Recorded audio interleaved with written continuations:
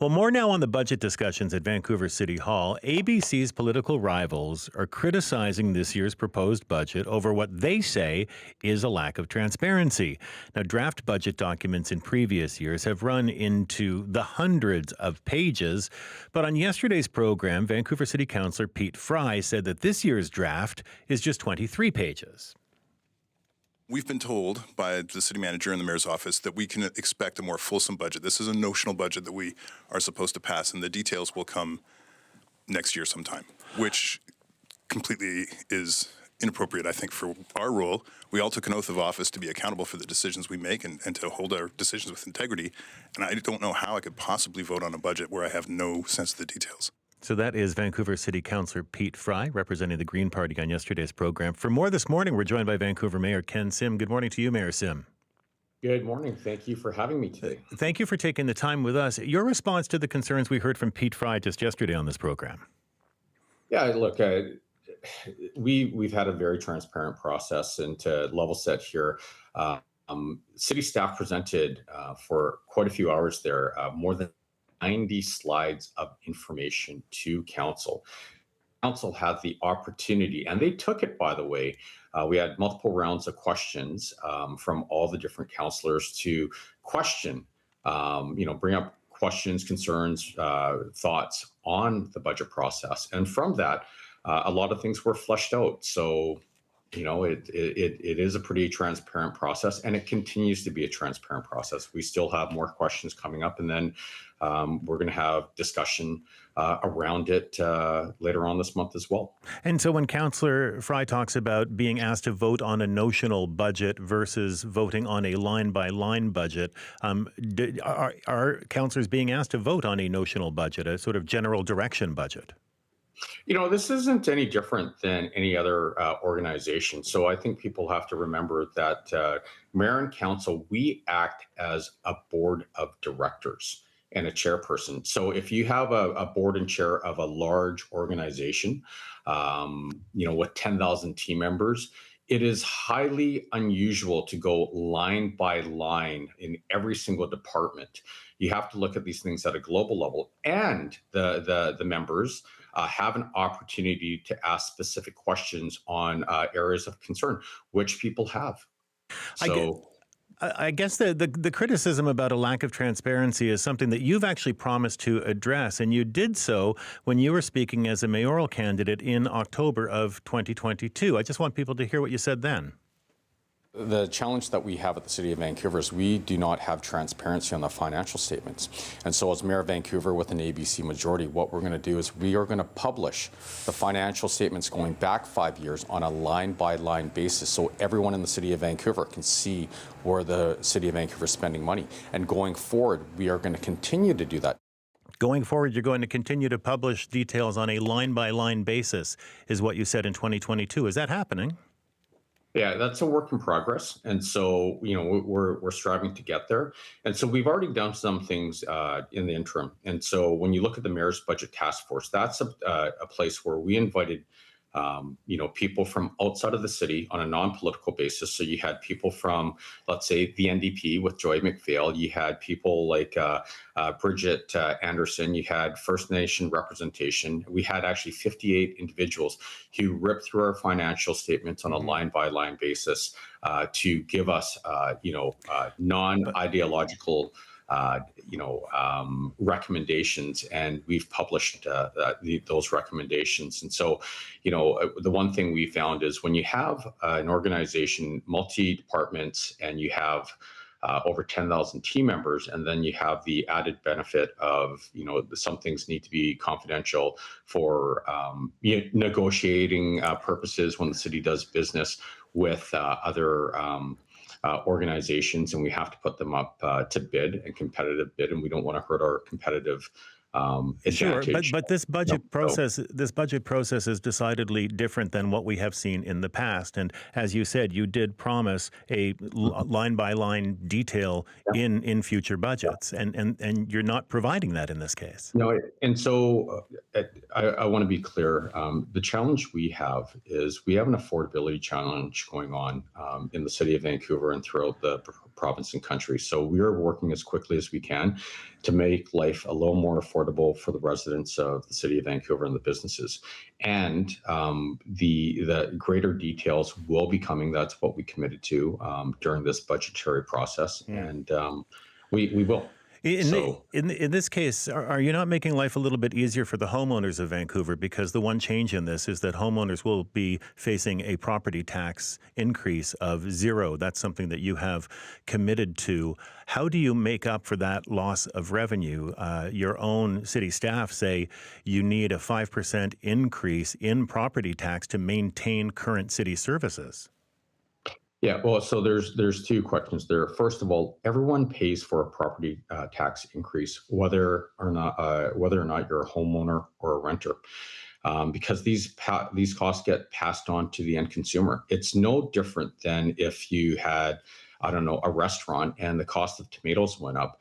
The restaurateur will pass those costs of the increased tomato costs to the consumer, and if they don't, and their costs exceed the revenue, they go out of business. And that's our concern here. We want to make sure that life is more affordable for anyone who lives, regardless if they're a homeowner or renter in the city of Vancouver. And we want to set up a structure so people are encouraged to build more housing in the city of Vancouver that directly affects renters. If we do not do that, what you'll see is rents that are higher, and you'll have less housing stock for renters. How does not increasing property tax lead to more rental housing? Well, when you look at the economic model of the people that invest, buy, or rent their places out, they face costs. And so, if you, as the rentor or the person that's renting out the place, and you have these costs, you have two choices. You either pay them or you don't, and you have to pass those costs on to the renters. If you don't, you will not be you won't be renting out your place very much longer, because your costs will exceed your revenues. And unfortunately, that's just the world we work in. These are just the basic economics. And so this is done with great concern to renters, because at the end of the day, there are costs and everyone bears them, and so including the renters. You criticized the previous Kennedy Stewart administration for raising property tax cumulatively, you said, by 25% over 4 years. Since you have been mayor, property taxes have increased by 22.1% over 3 years. So now, here we are in an election year, and suddenly homeowners deserve a break? Well, so stepping back, I think we have to paint the full picture here. First of all, we were left with a dumpster fire. Secondly, and cities have to balance their budgets every single year. How were you left with a dumpster fire? The budget had to be balanced when you stepped in. The reserves were depleted to under 3%, which is not it's not a secure place to be in the city of Vancouver. There were costs that were avoided. And then we also, our first year in office, we were in an inflationary environment of over 8%. And so the full context there, if you strip out inflation, we're barely above the rate of inflation. And going forward, we've always committed to having a fiscally sound run city. And zero means zero is, this is where we're going to be fiscally, we're continuing the trend of right sizing our city. Every year you've seen the property tax rate increase go down. And this is just a sign of things to come. Well, sure, but every year, I mean, cumulatively over 3 years, you've seen a property tax increase of 22.1%. That's not that far off from what Kennedy Stewart did over 4 years. Yeah, and which you were so critical of. To level set, when you look at the inflation rate of Kennedy Stewart during his 4 years, it was substantially below his property tax increase. And if you look at the inflation rate over the last 3 years and where we are, we're closer to the rate of inflation, subject to a couple of things that we had to level set. For example, fully funding the fire department for the first time in 8 years. You've directed staff, of course, to find efficiencies to achieve that 0% property tax increase that you've been looking for. What efficiencies are being identified at the Vancouver Police Department? Well, a lot of the charges that we face under the VPD are out of our control. For example, ECOM or 911. They give us a bill, and we either pay it or we build our own 911 system. Right. Every municipality does that. Sure. Everybody pays their share. And so costs are going up left, right, and center. A lot of these items are outside of our control. Right. But you've increased the police budget by $50 million. Have you asked them to make any efficiencies? Yeah, absolutely. Can you tell me where that is? It's hard to quantify those efficiencies. It's such a large budget, but I can get back to you with a list. If you invite me on your show again in the next couple of days, I will have a detailed list. I'll talk to the police board, and we can provide that list to you. Have you ever said no to something that the police department asked for? Absolutely. And by the way, so I just want to be very clear.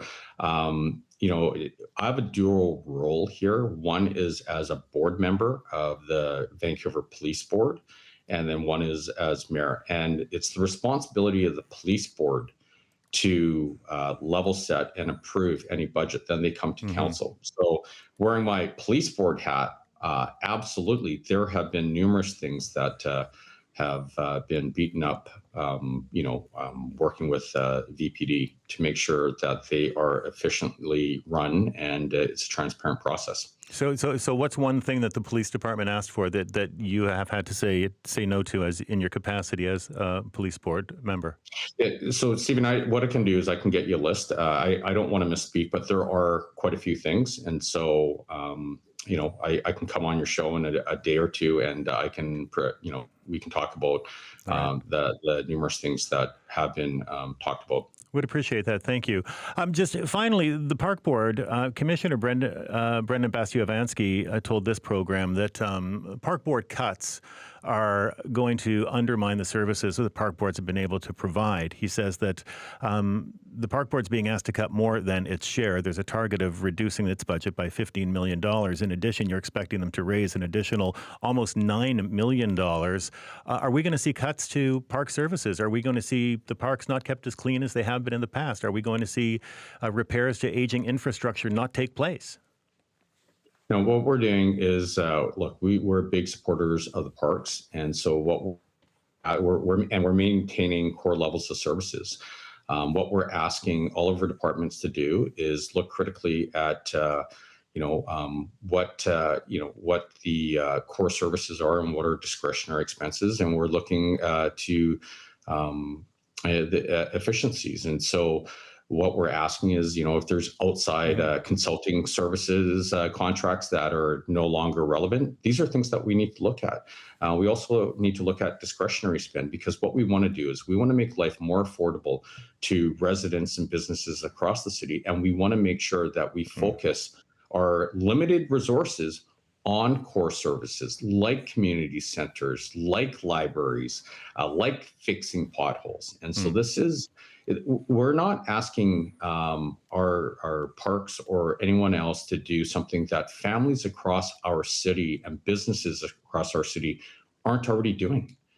We have an affordability challenge here, and I think it's incumbent upon all of us, to roll up our sleeves, do the hard work, figure out where we can get more efficient and while maintaining core services. And that's what we're committed to do. And I hope, Commissioner Brennan basically does the same thing, as opposed to, picking fights politically. Roll up the sleeves and see how we can make our parks better and, save, make life more affordable for, taxpayers and the people that enjoy our city. Mayor, we'll have to leave it there this morning, but I do look forward to speaking again. Thank you so much. Really appreciate your time. Thank you very much. Thank you. Take care.